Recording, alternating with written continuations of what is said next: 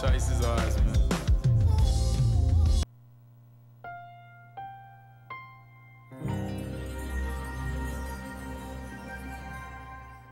Good evening and welcome to Plain Talk. My name is Christopher Ram. Thank you for joining me this evening, Wednesday, March 15th. This program is coming to you live from HBTV 9 and will be rebroadcast on Channel 7 on Sunday evening. The program, as you notice just flashing on the screen, Public Accountability. We have two leading members of the National Assembly and the Alliance for Change, Ms. Julietta Fernandes and Mr. David Patterson. David, of course, has been previous Minister of the APNU AFC Coalition Government. Thank you very much. Thank you. Thank you and good night to your viewers, and thank you for having us here Yes. again. And welcome back, Julietta. It's good to be here again. David, as we've got you here, and thank you for accepting my invitation at such short notice. Oh, And that's all. I must acknowledge this. You were engaged in some discussion and some exchanges in relation to this head office that is being built by Esso Exploration and Guyana, a subsidiary of Exxon of the United States of America. There is some question about the cost and about whether that cost is in fact recoverable under the petroleum contract of 2016,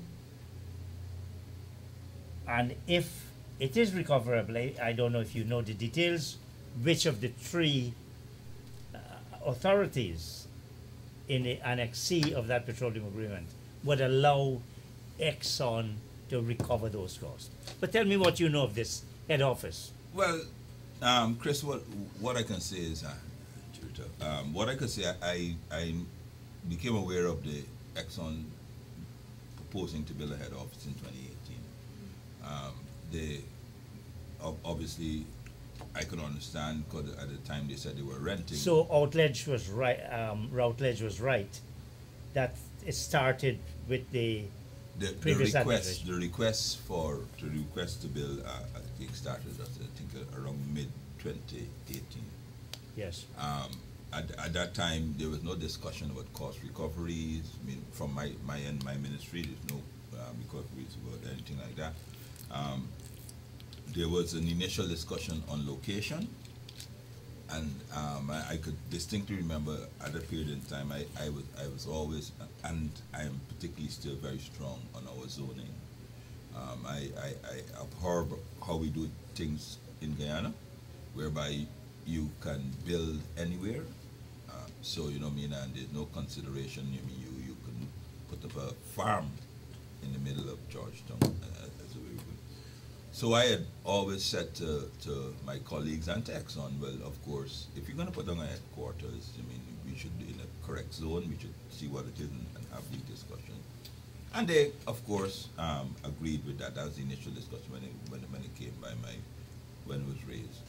I heard nothing back from them until I think probably the end of 2018 or something like that, when OAI, which is the Ogle Airport, wrote to my office seeking for, because at 2018 the lease for Ogle Airport, which was originally Ogle Airport, which is now Eugene, was between the government, between this private company OAI and the Ministry of Public Works. Then I think that was done under Anthony Chavez, and I think they would give them a 25-year lease. I do, if I can recall correctly.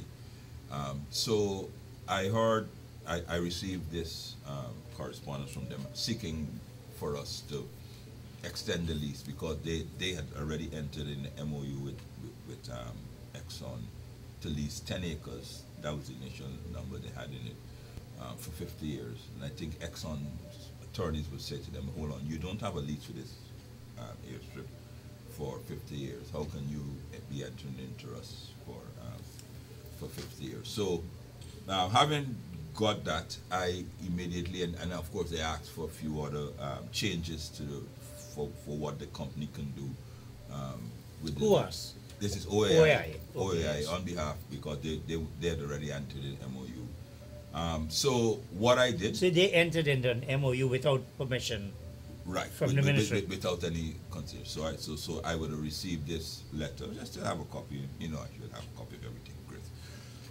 So on receiving it, I sent it to our attorneys at that time. We had, and you note how that in 2015 there was a big hoopla about OAI between the operators and the company. I mean, there's a NATA group, and they had claimed all sorts of issues. And we had commissioned the legal firm of Fraser Husty and Stephen Fraser, and he had produced for us a comprehensive. And I'd asked him to go through his mandate through the GCA was to go through the lease and see exactly what and what is applicable, what and what is demanded, and what is efficient, so that we could regularize and stop the the complaints between all the agencies. So he did an initial review.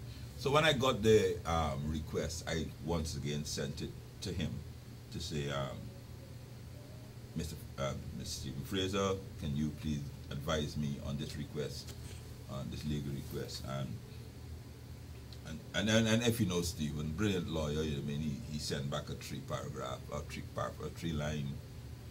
response. The lease dear Minister, the lease expires in 2028, and there's options for renew, but this is 2018. You have 10 years to go, so you shouldn't be addressing it now. And the other two queries, he said no and no, simply that. So with that, I said to the company, and I said to my colleagues, and I sent his legal advice to them, said, well, this is not something we can entertain at the moment. I questioned why would Exxon want to be building so close to an airport. When I asked this directly, is it because you're considering, is there any consideration, any direct flights in? That was not the case. Is it security concerns? I contacted my colleague, Cameron Ramchitan, I said, oh, well, has there any security concerns, evacuation? Because really and truly, it's quite unheard of that a company would build a corporate headquarters on lands earmarked for airport development. The whole idea of that lease is premised on airport development. Even if it's hotel or anything, it had to be tourism related. Well, transportation related, you know what I mean? Transportation related. So and those are the grounds which I raised my objections. And I can say this, the companies, I will know how many of them, they went over my head. Of course, I'm just a minister there, senior ministers and the presidency and those people, they went over my head, got the lease changed, and we have a building. So, but did the lease in any way, and I'm going to bring you in, did the lease in any way take away your authority? The revised lease, what they did is cancel. It did not, right? So what was done was to cancel the existing lease that was enforced by the PPP in 20 whatever it is. I think Anthony Chavir signed that lease when he was Minister of Public Works at the time. You know the history of the transfer. So he signed them, and so what was that lease with the airport was cancelled with the Public Works, and a new lease was issued. Did the ministerial responsibility change under the new lease? Yes, obviously no. But the oversight, and that was one of Mr. Fraser's concerns. That if you have at least it gives you certain conditions in ministry, because it still is an airport, no matter whatever the developments are still in the airport, and that was his concern. So some of the reporting functions and responsibilities were changed. And you were no longer, you did not sign. You No, did no, not no, give no, no, permission. no. Actually, I didn't. I was unaware of the change until they actually informed me what the. It did happen under the APNU. It did happen. It did happen. The change in the lease did happen on the APNU. What's your perception, Director, when you observe the exchanges and costs, and this whole idea, you know, part of this process, part of this program, is to encourage foreigners to rent properties. So Yeah. that's part of your local content. That's right. So tell me your take on all of this. Well, first of all, I was not a part of it. Needless to say, let's start from that. You're Let not us start distancing yourself from your Let colleagues. us start from that fact. I was not part of the process, but these conversations I have been privy to after all of that. And what David is saying, you know, it's quite amazing to know that you have, and I think we need to get to a point in which we value the export recommendations that comes forward. You have experts that is recommending that you go in a specific direction, and I think that's where we need to get to. And I think I see that everywhere. You know we have only one expert in Ghana. Yes, you do. Come on, Gerard. That's you. I think that's the issue that I see it repeating itself all over, because we have technical experts for a reason, and when they give sound advice, we need to heed a lot of those advice. I know there's a lot of other reasons that persons want to go in different directions, but and I hear David saying very loudly, like, for example, you seek legal advice, and the Yes. legal counsel Which came I back and said, Yeah. Steve was like, no, this is how it should be done.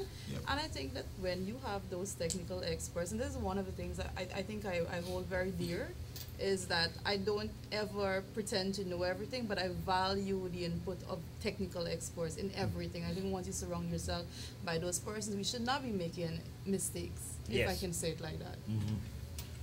Another issue there which I had. So one, when I was asked, of course, I mean, your object. Of course, the PR personnel around and the private sector personnel surrounding those deals always said, "Oh, you're anti-developmental," and I was like, "No, I'm not."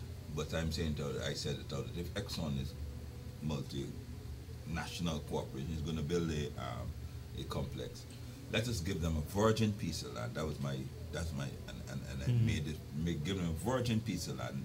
I don't know, the back of, I don't know. Yes. Yeah, somewhere in the back in that the old Kingfield. Give them the 10 acres there, because naturally what they would have to do is to build the infrastructure to get to the piece of land. And I also made a point to my colleagues while trying to build my case that wherever Exxon go, they're like honey. People will follow. Yeah. So therefore that the entire area around them now becomes a honey pot. So I said, I didn't use honey, I used a different word. But I have a house in Ogle, yeah. Yes, but right. So, but you know, right. So I said, let us give them.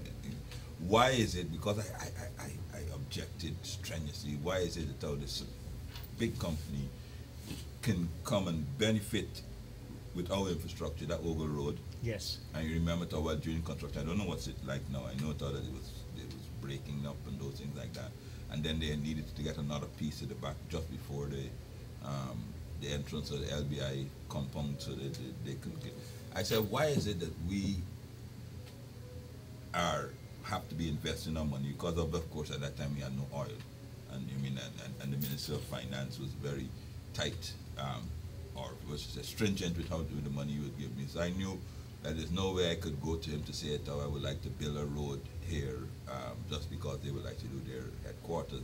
He rightly say they have enough money to build their own roads. All we have to do is give them the standard.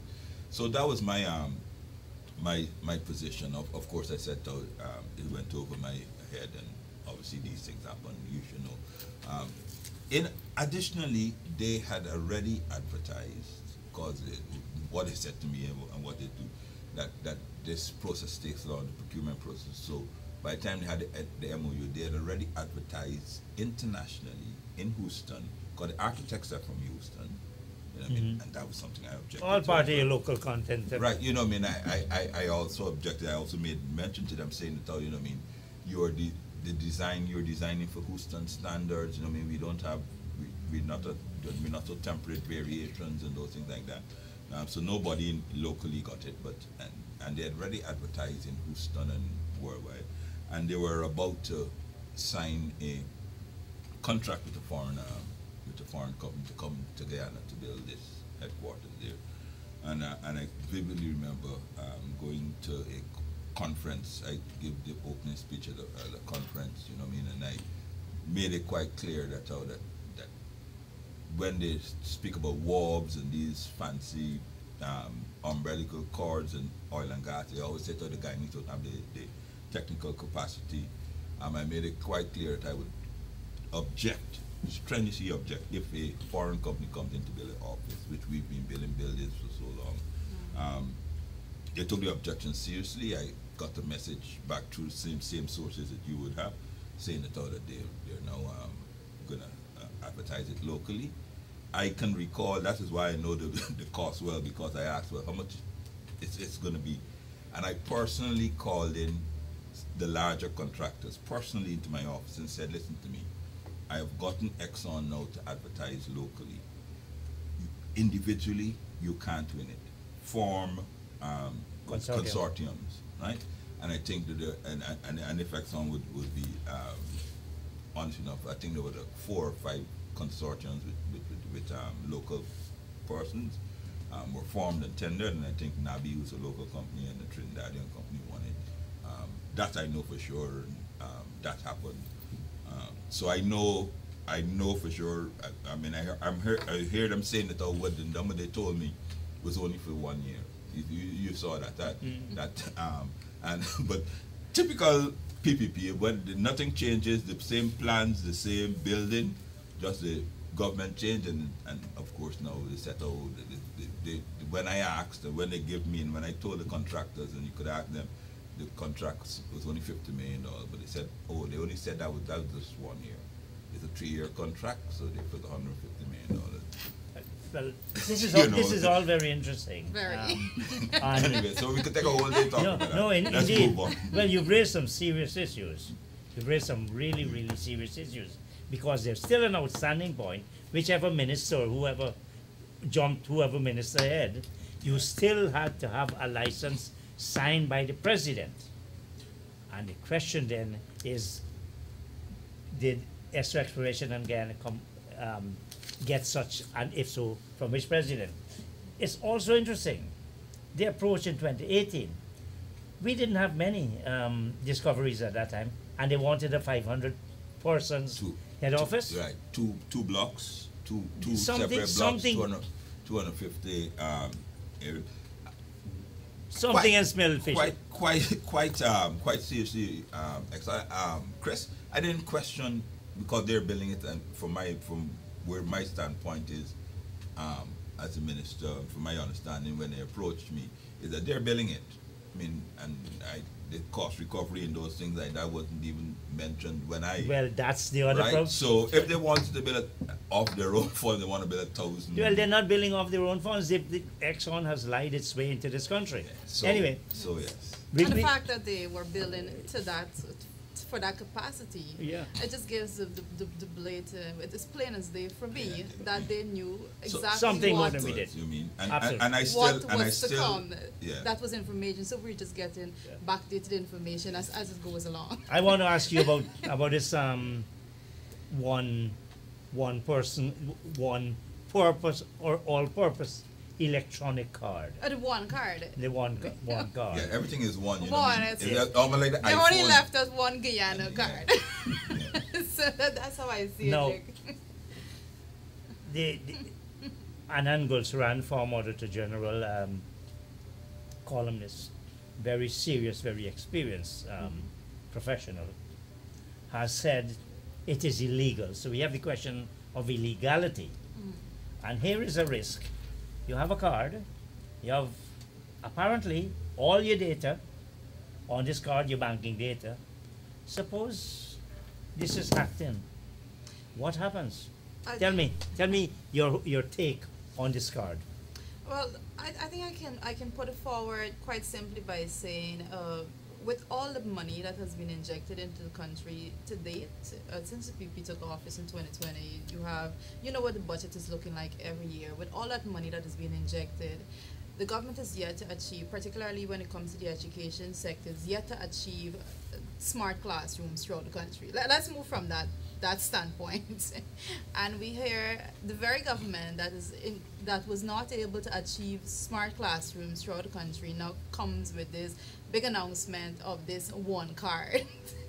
And proposing now that it's going to make things easier because you're going to be linking everything together. But if you look at it from a legislative standpoint, you're going to say, but where is the legislation that is protecting data for individuals out there?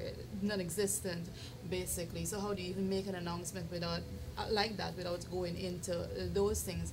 Our country is not even scratching the surface when it comes to protecting persons' information. Data protection is something that we haven't started as yet. I think that a lot of persons would be, particularly persons that deal with a lot of transactions in North America, more developed countries altogether, would know that identity theft is major. It's a very big thing there, and there's so many legislations out there, and there's so many companies that actually have their mandate to secure data, to secure information and all of those. And we don't have that. We haven't scratched the surface in getting anywhere close to there. We don't have anything, any network, any capacity building being done currently that is going to have persons get there. So what it says to me is that if they are to go about this very haphazardly like they're doing right now, the only thing that they can be doing, they will have to outsource any bit of exports to actually deal with any bit of protecting of our data. So not only will our data be here now as they are proposing on this one card, now it has to be shared with other companies out of the country because we don't have any system that is set up to deal with that. But that cannot be legal. It can't be. Without going to Parliament, it must be legal.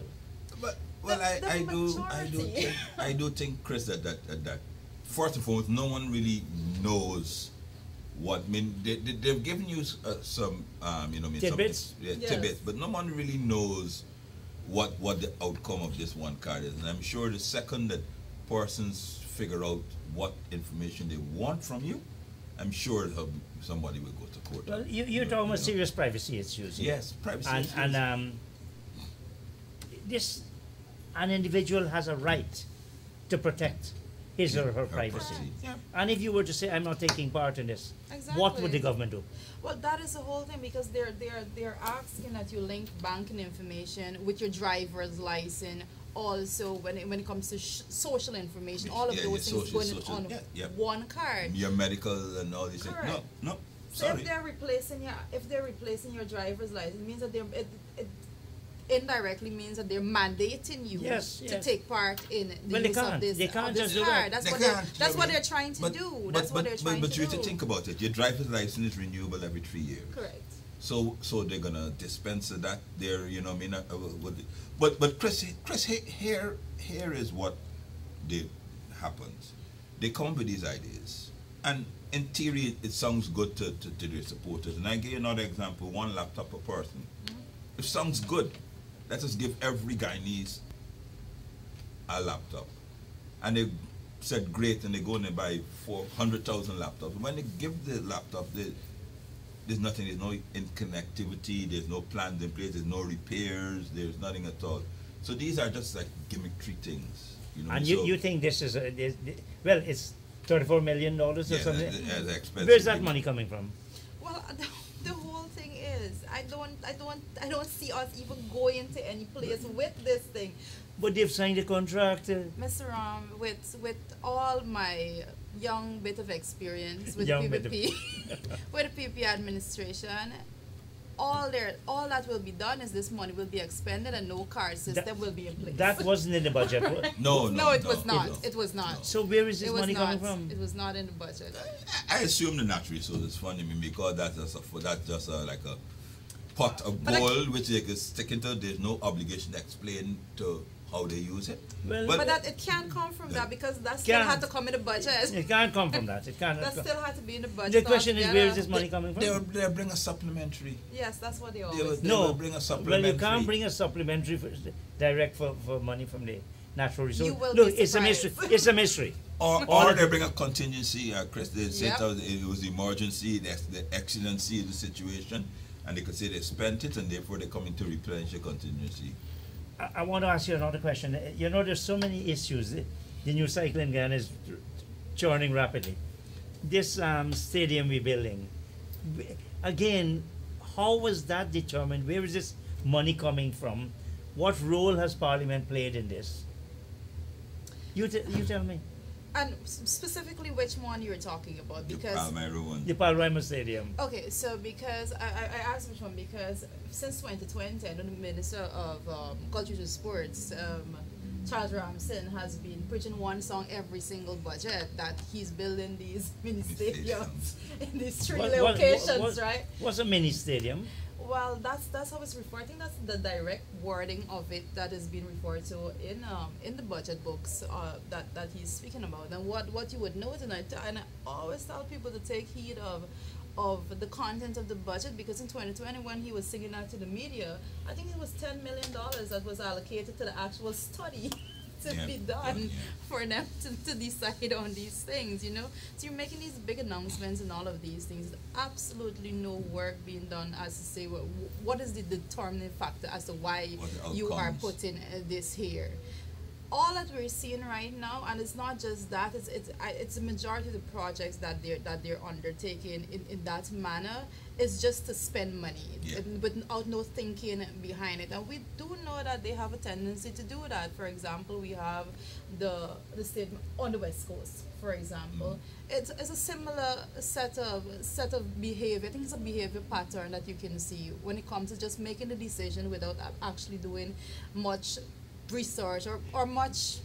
Don't want to say just much research, but No. they're not looking for. But there must much- be some. You have to do some research. What population? Who are you serving? Who they target Who- audience? yes, you know, But I mean, that's who- the what same is- question there.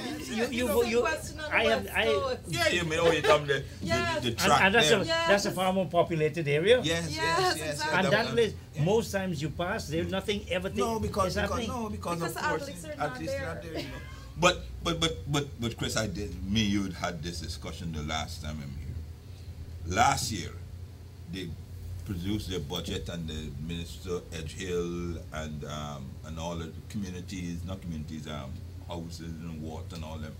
They never mentioned several projects, and then 3 months after they came in, they never mentioned it how they're going to do that road by you there That's from that was never in the budget. Not the Prashadnagar Road. Yeah, That is unbelievable. it was nothing at all. All we saw is the data. The Vice President and his team is going to have public consultation because we building a double lane, dual lane cartway In a highly highly- residential and community. then there was no traffic studies. You don't know what traffic they're trying to do. They don't know what it is. You don't even know if it's parked or smaller, bigger, larger, medium. Then they decided, and you know, if you're going to spend all these money, you would have wanted it in your budget. And then they Cemetery Road. They're making Cemetery Road into a dual lane thing. That was never ever thought about. Next thing you know, you just hear them doing it. Then they're going to move people on Pontren Dam, you know what I mean? But that's what they do. There's the railway embankment. They dug up the railway embankment and they say they're making it into that was never ever mentioned before because, right, I know what I can speak for the military public infrastructure over there is that they've been given last year $88 billion and they could not spend it. So what they said, well, listen, we have to spend it. Of course, so they started just churning out with whatever open space you have. Let's do something there. Let's do that. And that's how they did it. That's Just a to serious. mop up the money. Without Giraffe, there's absolutely no EPA studies. Nothing. Those things will have serious ramifications. I mean, it's so many social problems. Yeah, you mean you don't- Where do you decide? Do you have tongue and con? The president himself is an urban planner. That's his PhD That's what it is? That's Yes. what it is. I thought it was something Okay, else. me too. Yeah, I thought it was, but No, no, that's what it is. No. I did not know. Okay. That is, So you- that is you- shocking to me. Yeah. So you would honestly. expect that, some serious thought going into these things. The But- PP have no interest in EPAs, and I think that is something that Yeah, that's a yeah. foregone Conclusion, conclusion. yeah. I think we've been talking about that for some time. They have no interest in it. They don't concern themselves with it. They said it is a no-brainer. I think that was direct words that was used. I think it was by On the whose Canal. part? It's a no-brainer. that you No-brainer? can go No, and that's vote. Jackie O. Can, It's can, Jackie O? no, can I can't ask you, remember. no brainer on whose part? yeah. But That's a question. there is. I'm the not con- going to be sucked into this one, Chris. So, Chris, I give you another example, and then of course what they have the sickler fans and those things like that. So there was a consultation in Nandi Park, Republic Park, on the new bridge, and someone got up and says, "Well, hold on a second. Why are you building this here? This bridge is going to fall 100 feet from my front door. Why are we building it there? I mean, you haven't even told us anything like that. I mean, this consultation happened at about 6 weeks ago." The secular fans jumped up and attacked the people. You're anti-developmental. You're That's the what- usual. That's the and- due and- cry. and- Yes. Right, you know what I mean? And the people are saying, "Well, hold on a second, but you haven't told us anything. You haven't said anything to us. We don't even know where we're going to go. They're giving them to the end of April to move, right?" They said that they're giving them current market value plus a top up and those things like that. But the person's like, "Come on." Let's not talk about current market value. I've got a scandalous situation, and the government is showing such insensitivity and refusing even to talk to people. Yes, So- over on the The West Coast. the West You Coast, you were yeah. talking about private property, Yes. Yes. and it's being abused. Yeah. But I want to come. There's so many issues, but these fall into line. Your public accounts committee. What's happening? You talk about this. Oh my goodness. Well, let me pull up a bit of data for you, Chris, because I like to go with facts, right? The 45th meeting, I'm going to read it directly because I was sending it out to one of the reporters they asked. It said the 45th meeting of the PAC was on the 13th of June, 2022. On the 27th of February, we had the 50th meeting of the PAC. 5 meetings. 5 meetings, Chris, should take us 5 weeks. We should meet every Monday. Yet it took us 8 months to do 5 meetings. Who has the chairmanship of the PSC now? Well, let's get into this. No, this is why you're here. Let's get into this. The chairmanship of the PAC is held by Mr. Figueroa after the PPP bullied Mr. Patterson out of that seat. I mean, we debated throughout the night on that one. It's a little bit strange that he allowed people to bully him, but that's Well, that's it's, another it's story. the National Assembly making the decision, you know, they abuse their one-seat majority. But the chairmanship is held by Mr. Figueroa right now, the opposition. Yes. I think a lot of people, when they hear that, they believe, well, the opposition is in charge of the PAC and how often the PAC meets and all of that. The PPP went to the National Assembly whilst they bullied Mr. Patterson. I mean, in the worst manner. I think that that's a different story. Let's not even get there because that would take the rest of the night. They went to the National Assembly and they changed the standing order so that first it was any 3 members of the committee is present, the meeting goes on. They went there and they changed it to have that you must have 2 members of the government side and 2 members of the opposition along with the chair for you to have a meeting. So when they did that, I mean, we spoke extensively to the public as to how this is going to play out. And today we're seeing it. When they decide that they want to slow things down, they just don't show up for meetings. They wait the statutory date every single Monday. They just don't show up to the meetings. So instead of taking 5 weeks to have 5 meetings, now we're taking 8 months because they just don't show up. And let me tell you the end result of this, in which is, and I think it should be of concern. Because I met with Alan Gooseram and his, as the auditor, former auditor general, his take is that you should be examining last year. That's correct. That's how and the Treasury memorandum comes out. To correct the deficiencies, etc., etc. We are now looking at 2019. right? And we've only done one agency, one or two agencies. Yes. So we have about like 40 agencies more to go to finish 2019, and we're ready in March. As Judy said, took us 8 months to have 5 meetings. So therefore, you generally look at 1 or 2. That's 5 years Yes. at current pace. So by the time 2025 comes around, you probably barely now will be starting, because of course Parliament goes in recess in August. So we have I thought Parliament is in recess. yeah, well, there you go. That's another That's story. another story. So Well, no, we're coming there. We're coming there, right? So by the time you roll along, and their idea is, the primary is that we must not get to examine anything under their year, right? So they will keep stalling and those things like that. So by the time you get finished 2020, which is half their year, half ours, we'll be well into the elections. If elections are 2025 again, and that's their primary objective. So therefore, we are not the team for public accounts to look at what we're doing with all money. We'll never get to do that before 2025. So we really are, from what we said so far, we really are undermining Correct. this question of public accountability. Of course. That's So what it maybe is. that label on the screen is not quite correct. Definitely not, Yeah. because and that is it. There's no public accountability under the PPP and the way in which they operate right now. One of the main issues with not having these reports examined in a timely manner is that the majority of the issues, the time has overtaken, the statute of limitation comes in, and you literally cannot do anything about it.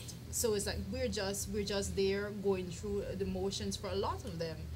If we're now starting 2019, and I mean, first of all, they thought that, oh my gosh, they're gonna come, and I saw them at the beginning trying to make some meetings, but now when they realize that, hey, these people are almost at 2020, they're like, we're not coming anymore. That's basically what their actions is showing. We have a serious issue with the PAC. The worst that I've seen so far is not just the absence for the meeting not to be had, but of the last meeting, the issue that we had, or is the one before that. I think it's 2 meetings before that. Nevertheless, the problem was that we started the meeting, we had a quorum, we went through, and when we breaked for lunch, when we came back in, Gone. The agencies are there. This is becoming a joke. But on a serious note, this is really undermining democracy. Exactly. Because accountability is a key element of democracy. One of the key pillars on which a democratic society stands. But how then does a party like the AFC sit back and allow this to continue? Well, I'm going to say, let me tell you, you see, that's where and I was saying to people, that you are now in a really tight rope, because the people, and we have to be frank, the people out there, our constituents out there, are becoming impatient with us, because the exact question that you are asking, they're asking us. And that's why you find extreme positions seem to get fertile. We're getting there. There's a fertile, finds fertile ground in the population, because we can't say to them that we're going to Parliament and address it. The Parliament, under the structures of Nadir, it's been the lowest of it. The lowest. This is my 3rd time in Parliament. It's the lowest ever. So the Parliament doesn't meet. We speak with that. Last time they met, the Parliament called, it was the day the budget passed. Haven't met, so you can't go to Parliament and say to you're trying to get some leverage there. PAC and all the statutory things. I have written to Chris. I have written to the Public Procurement Commission, complaining, asking them to investigate some of the most, and I started off with the easiest things that they can. Which is their function. Which is their function. They haven't even had the courtesy to even acknowledge my letters. It's been 2 months now, right? Wow. I've written them saying, listen to me, the Public Procurement Commission, between 2016 and 2020, that was there established, blacklisted contractor. I sent them the public notice. Blacklisted contractor, yet he is awarded $2 billion to do this road. $2 billion. 1 point. I rounded it off to $2 billion. Yeah. So I sent Anything in billion is Yes, no, we don't have hundreds of millions anymore. We deal in billions. So I send them the list, they signed by all the commissioners of the previous commission, blacklisting this company for fraudulent practices until 2030. I send them the circular. I send them a set out. I send them the award. I send them the MPTAB letter. Said, can you investigate this and take actions on any individuals and so forth that would have broken you, the public, because the only person that could rescind that is the Public Hearing Commission. They have not even had the courtesy to say, I received your thing. So when I inquired discreetly, you know what they're saying? That this Public Procurement Commission cannot investigate anything that has happened before they became. what kind of absolute nonsense? True. Where is continuity of governance and government? As I sit here, this is what they're saying. Who is the chairman? It's Pauline Chase, right? And Who is an attorney at law? Who's an attorney? We set out, and apparently they sought legal advice saying that they can only investigate matters that have arisen from July last year when they were sworn in. Where is that written? This is what I've been told. I mean, this level of ignorance. But this is what we do. So when all the various areas and the people who like to say it out, yes, we have people public procurement in place, so therefore that's an avenue. Yes, we have the PAC in place. And back to the question where you asked the AFC. So we've been going through each and every legal avenues that we can, because obviously we know people are becoming impatient. And these are what you get from a constitutional body saying it out, that they can't look into things that are retroactive. They can only look into things from when they're established. But that's absolute rubbish. But Chris, Chris, you have to. I think you know that Ghana sometimes is not a real place. But this is what they're doing to you. So therefore, when you ask, Trump has a description for a place like Guyana. Yeah, but so when you ask, what we're doing is we're doing our best to follow all the avenues available to us. When that becomes exhausted, Chris, the question you ask now becomes more pertinent. What can you do? Because if you, you know what I mean, if you go to PhD that doesn't meet, you go to the Public Hearing Commission who set out their only job. They only can look at Parliament doesn't meet. Parliament doesn't meet. So you know what I mean. Obviously, maybe Budgets mean nothing. Budget means nothing. You know. Big charade. Look at they went for how many supplementaries last year? 6. No, they didn't have so many. How many had? I think you only had three. I believe it's 3. No, they had more than that. They had one right at the end of the year. Yeah, it was 3. But even so, it didn't really matter. I mean, there's the other one came at the beginning of this. Yeah, the last. There is this mystery. The half-year report comes out sometime in about July. That's another amazing August. thing. Underspending, massive underspending. Yet in 4 months, miraculously, not a penny is returned. Exactly. Now, we've got a few minutes. Reports are not something that the PP is good with. I have to say that, because the birth statistics is yet to publish reports. Since the PP took office, under the guide of Ashley Singh, the birth statistics is yet to publish reports. They've been busy on the census. They've not been busy on the census. That has been their idea of it. Prior to 2017, they were not doing it whilst they were. Prior to 2015, they were not doing it while they were in office. It is really. But on the census, I saw them say that they made a preliminary statement that a lot of diversity. You would have seen it in 200 papers. Population shift or something like that. Yeah. And Dutch disease, maybe. No. The first thing is they haven't been by me yet. So no, I know they've been by you. No, but it did. No. Hold on. The census date has passed. I'm not being counted. Well, we gonna know whether Davis Patterson is a real person. I'm not. So I don't even think they went into my neighborhood as yet. You know. We've got a few minutes, 7, 8 minutes. This long. You have 15 minutes more. You're good to go. Okay. I know you want to get rid of us quickly. No. He wants to pack in some more topics there. I really do want, and you know, it's amazing how the program has flowed topic-wise today. And you said people are becoming frustrated. In the news, and it has dominated this news cycle, and Department of Public Information and the state media, which I feel is a curse on this country. Hoyt had pledged to end the state media country.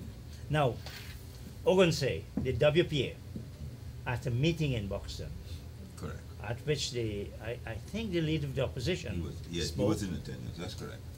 was in attendance, or he spoke? Spoke, correct. He spoke. Yes. Ogunse is interpreted to have said matters and very serious statements when you unpack them. Is this a kind of situation you are suggesting can develop, David? Well, first of all, let me say it as a party, absolutely reject any sort of violence towards people. I mean, we pride ourselves to be inclusionary. I mean, multi-ethnic in our composition, our membership, and those things like that.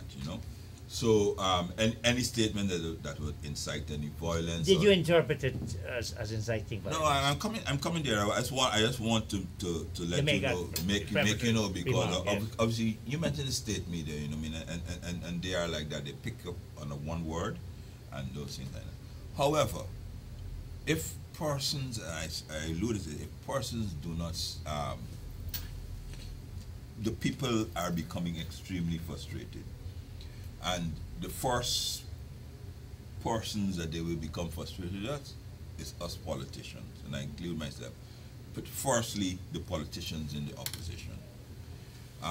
This morning, I could give you an example. This morning, a gentleman from Tamari ran, pleading in tears about the condition that they blocked off a road. His Yarracabra he lives in, and the sand trucks and those things that they can't access the roads. There's no water, and those things like that, you know what I mean?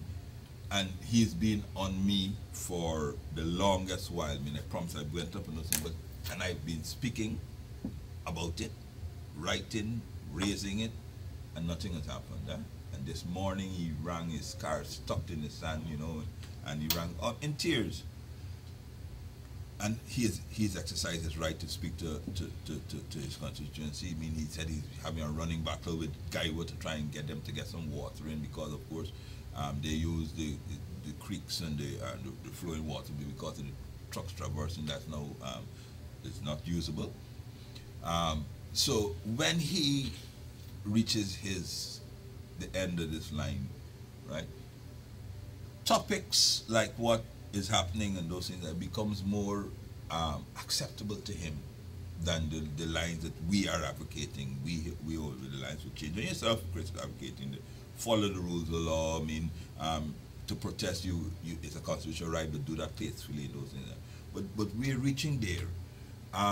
So when persons, and they're rightly so, they condemn and they're going to say, yes, rightly so, you know what I mean, his comments were inappropriate. No one, and in their haste to condemn him, no one has sat down and said, well, hold on a second though. Why are we here? Why would it move a experienced politician like Ogunse to be making these comments? I mean, he's been around for quite some while, I mean. Are you coming across as justifying what he said? No, I'm not. What I'm trying to say, but it's just like everything. That sometimes we have to also take a step back and say, well, listen to me. Why are we going so far? Why are individuals going so far? Not justification, it's just a state of, and you may, what other avenues are there? You know, I mean, we can protesting. You know, I mean, obviously the leader of the opposition said so the courts. The courts. Do you think the opposition has used the courts sufficiently? We have tried. We have not sufficiently. We've tried. We have been to court for so many things. Yeah, you know, and you know. move from one state to the next. One state to the one of next. the things is one of the most recent cases is going to court when it comes to the suspension of the the opposition parliamentarians. So and they were ordered to pay. 300. They haven't been paid for since March last so that's year. our result of using the courts. and they have to go and find $350,000 each for the thing. No, Chris. I'm not justifying anything. I'm just saying that with absence of dialogue, absence of compromise, I mean, the absence of, you know, I mean, us sitting down and trying to, as a people, trying to find ways around our issues. I mean, it's all well and good, but if you don't do that, right, you just narrow the pathway in which people can take, and unfortunately, when that pathway get narrowed, extremists come to the rise. So therefore, we have to open up somehow or the other, try to open up back. Somehow or the other. Somehow, I don't know how. You know, right? I mean, Yes, Jurita you knows how. I do not know how, but I can say that you know, the students of history if we speak to students of history, they would speak a different language when it comes to these things, because I believe that, and I have read a lot of the comments and what is going on social media as it pertains to that particular issue and those comments made by Gonse. But what I can say for it is that a lot of times persons look to politicians to be persons that and try to pin politicians as instigators when it comes to certain things. But if good students of history would show that if you were to track revolutions, and I'm using those words very, very carefully, Yes. but if you were to track to see revolutions that have started throughout the world, you would note that it wasn't instigated by political figureheads, Yes. but it was instigated because people believed people reached that point that they could not take anymore, and that those are citizens that actually push forward in those directions. As politicians, and I can speak, I do everything in my power when it comes to making sure that I say, you know, this violence is not the way to go. You know, we have to exhaust all the avenues that we have available. But with people on the ground, when we are exhausting the avenues, and I'll say this very frankly, when we exhaust the avenues, as we will continue to do, and people are seeing that it is bearing no fruits and that there isn't even a channel open for dialogue in the most cases with the opposition that represents a significant portion of the country, then 49.32. what is being said to them? What is being said to them, and what is stopping them from going out and expressing frustration?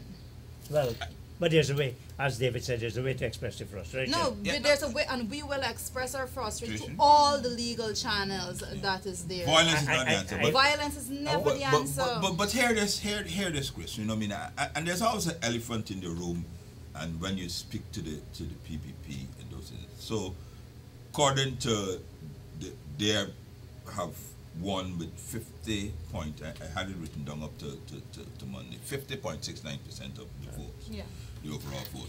Whenever we raise the question of lack of dialogue, and so they bring back 2020 elections, right? And great, that's their mantra and those things like that.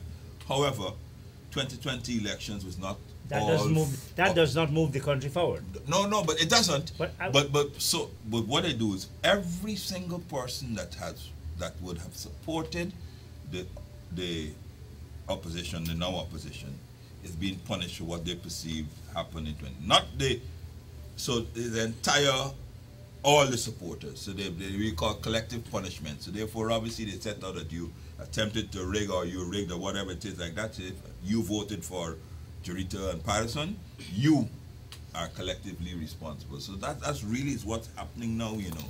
So they're not saying to, well, okay, then we would hold the leaders responsible. However, the citizens are innocent. Because remember, there's a Geneva Convention against this collective punishment. Yes. And so, whereby they tell say, that to Israel. yeah. I want to raise this question. As bad as that Ogun says statements were, was it good politics? That's not my politics, definitely. Not my politics. No, It's not my because politics at that- all. How could that attract persons? No. But if you're a student of history, I mean, and you may want to, people may want to disagree with this. Yes. The comments that Ogunse made, right, are not original. Desmond Hoyt, on the square of the revolution, got up and said that the police and the army Kit and are kin? kit and kin. No, Right. but Ogun said more than kit and kin. No. So I'm just Yes. saying he said more than that. I mean, so it's not original, not supporting anything he said. I mean, so and it's a different time, a different era, supposed to be a more transparent and democratic. So it's not original. The problem he has, and the problem that we face is that I honestly don't think that we're so far down the rabbit hole, because those are extreme measures which you're at the end of your tether. I don't think so. I still think that there's avenues for us to sit down and speak. I don't know what, I mean, obviously they dismiss it. I mean, the distribution of our natural resources, of our natural patrimony, as they say, the distribution of wealth is a major issue. I have to make a comment Yes, on that, please. because that's where it is. Because, Chris, the biggest crime that is being committed in this country right now is an economic crime. That is the biggest crime. The And government is committing that crime against the what people. justifies that statement? The government, let me just put it over like this, in my most simplest terms. We have seen in our country, since the PPP took office in 2020, the standard of living of Guyanese is not going up. Let's start from that perspective. We have seen the widening of the income gap in our country. We have seen what David was speaking about, an entire half of the country being punished for something that they have no business being involved in whatsoever. Because the country's The right to biggest crime right now is being committed by the government against the people, against the Guyanese people. And I don't even want to stop there. I believe that it is not just against half, but I hold this point very strongly, that in Guyana the PPP is just about the rich. And if you are not within that category, if you are in any other category, regardless of whether or not you supported them, you fall victim to that assault as well.